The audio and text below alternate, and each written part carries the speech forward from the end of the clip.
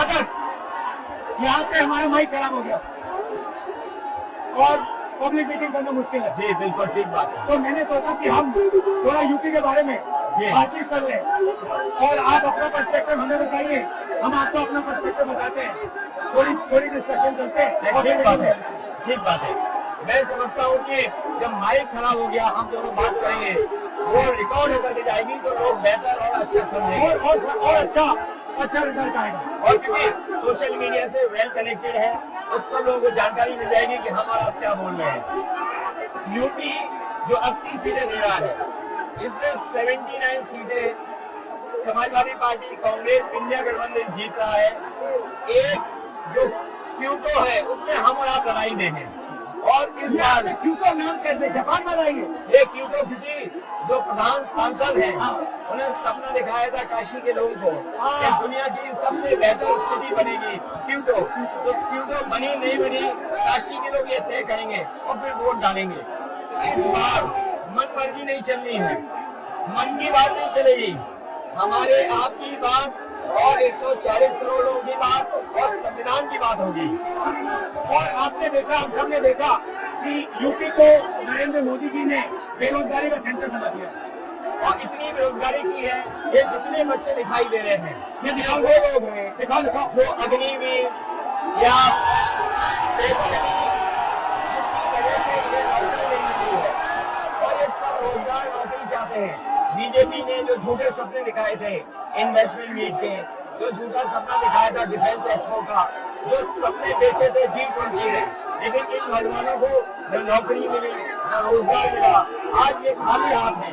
तो इसलिए हमें और आप मिलजुल के जो आपने कहा, जो इंडिया गठबंधन कह रहा है कि 30 लाख बच्चों को नौकरी दी जाएगी, उस दिशा में हम लोग काम करें। और पहली नौकरी पक्की स्कीम जिसके माध्यम से हर ग्रेजुएट को नौकरी का अधिकार, बेहतरीन ट्रेनिंग और बैंक अकाउंट में 1 लाख रुपए साल। आपने वोट किया कि मोदी जी खटाखट बोलने शुरू कर दिए। ये आपके खटाखट के बाद वो रटारट खटाखट कर रहे हैं। बिल्कुल। अच्छा आप एक बात बताइए, मुझे क्यूरियोसिटी है, और आप अपने पापा के बारे में मुझे बताइए जी, मुलायम सिंह यादव जी के बारे में बताइए, आपने उनसे क्या सीखा?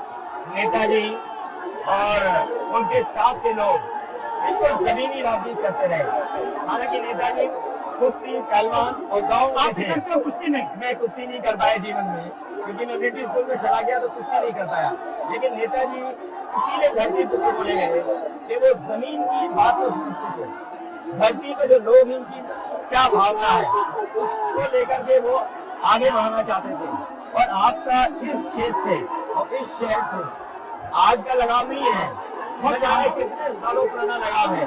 जो इमोशनल कनेक्ट आपका इस शहर और शहर से है वो शायद और किसी राजनीतिक परिवार का नहीं होगा। तो नेताजी से उनका हार्डवर्क और अपने लक्ष्य के लिए लगातार काम करते रहना, जो गैर बराबरी की लड़ाई डॉक्टर राम मनोहर लोहिया यही लड़े थे। हालांकि हमारी आपकी विचारधारा की टकराव रहा, लेकिन हमारे व्यक्तिगत या जो सिद्धांत में कभी समझौता नहीं हुआ। सिद्धांत को लेकर के हमने आपके साथ खड़े हुए और कई बार खड़े हुए, और आपकी भी पार्टी सिद्धांत से बहुत करीब रही समाजवादियों के। बट मुझे लगता है कि अब एक नई तरीके की पार्टनरशिप बन रही है, क्योंकि जो इस बार हमारा कोऑपरेशन है शायद पहले ऐसा कोऑपरेशन नहीं हुआ, मतलब बिल्कुल सब जुड़ गए। सबसे अच्छा ये है कि जितना उन्होंने कहा 2 लड़कों की जोड़ी, उतना युवा आपसे, हमसे, इंडिया गठबंधन से और जुड़ गया। तो ये नेचुरल अलायंस है, और नेचुरल अलायंस इसलिए लोग महसूस कर रहे हैं कि वो चाहते हैं कि नौकरी और रोजगार मिले, नौकरी और रोजगार मिले। तो ये बड़ी भावना है कि हमसे आपसे ये युग कनेक्ट कर रहा है। सबसे बड़ी बात, महंगाई की चोट सबसे ज्यादा इन लड़कों को लगती है।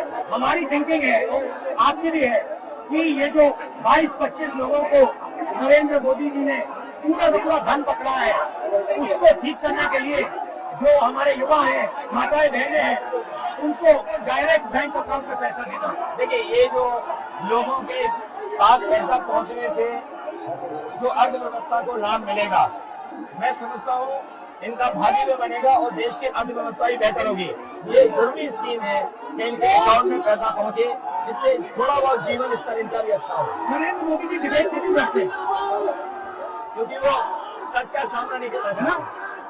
पूरा उनका झूठ का गुब्बारा है।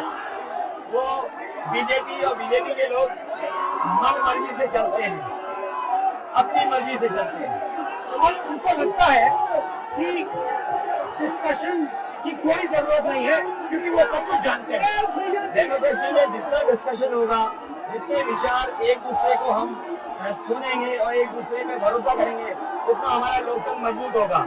ये बीजेपी के लोगों ने न केवल हमारी जान को खतरा पैदा किया है, बल्कि लोकतंत्र को भी और संविधान को भी खतरा पैदा कर रहे हैं। और इसका नतीजा दिख रहा है कि चाइना हमारी जमीन के अंदर आ गया, ये बेरोजगारी बढ़ती जा रही है, जो प्रोडक्शन होता है वो नहीं हो रहा है, और पूरा का पूरा एक्सटॉर्शन, ईडी, सीबीआई, ये लोग मतलब एक्सटॉर्ट कर रहे हैं। कई बार सुनने को मिल रहा है और सरकार स्वीकार नहीं कर रही है। लद्दाख की हमारी सीमाएं सुरक्षित हो गई, अरुणाचल के आसपास या सीमा जो चीन से छू रही है वो बहुत असुरक्षित है। तो चीन से जहाँ हमारा सीमाओं का खतरा है, वहीं चीन से हमारे बाजार को भी खतरा है। तो कहीं न कहीं हम लोगों को अपनी मैन्युफैक्चरिंग इकोनॉमी और मैन्युफैक्चरिंग इकोनॉमी को बढ़ावा देना पड़ेगा।